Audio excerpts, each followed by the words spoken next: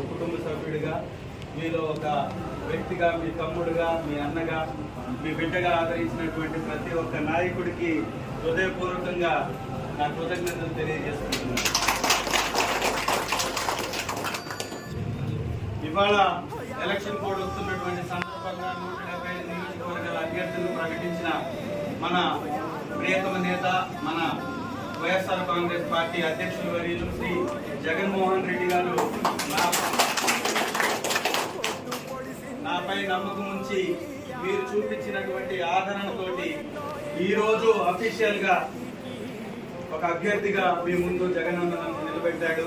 వారికి హృదయపూర్వకంగా పాదాభివందనం తెలియజేస్తున్నాను. ఎర్రగొండ్లపాలెం తాటిపర్తి చంద్రశేఖర్ ఎస్. చంద్రాను చెప్పాల్సిన పని లేదు.